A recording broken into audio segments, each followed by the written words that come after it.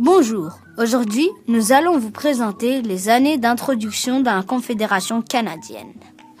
En 1867, le nouveau document qui ressortira des 3 rencontres constitutionnelles, elle est à l'origine de toutes les lois qui régissent notre vie actuelle.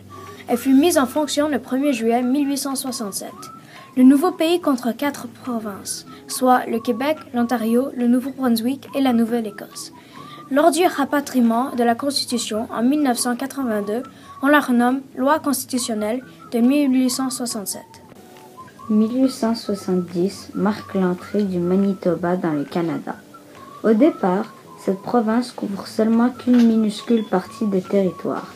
Cependant, suite à de longues discussions entre le provincial et le fédéral, le territoire du Manitoba finit par s'agrandir en 1881 et en 1884.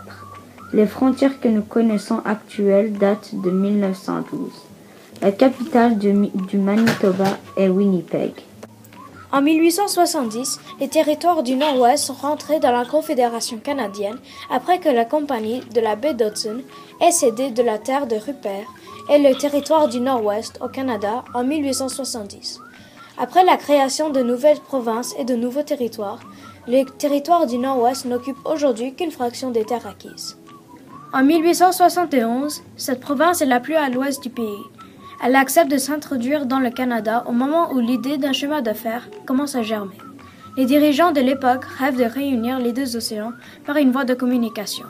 De plus, cela a pour effet de renforcer le Canada face à la menace de nos voisins du Sud. 1873 marque l'entrée de l'île du Prince-Édouard au Canada. C'est la 7e province à se joindre au Canada, mais aussi la plus petite d'entre elles.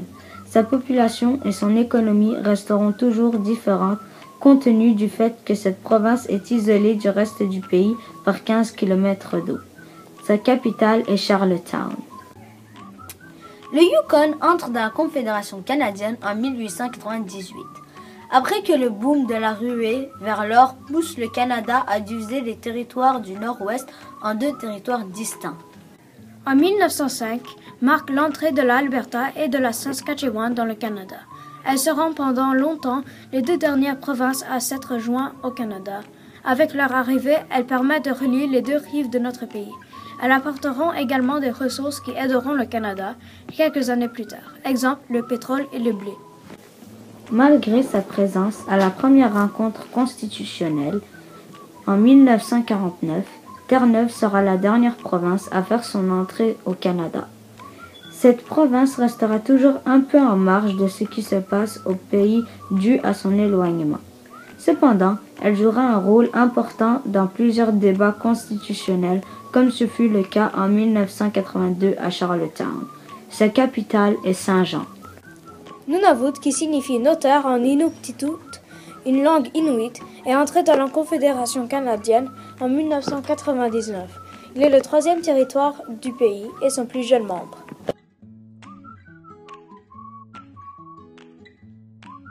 Merci de nous avoir écoutés.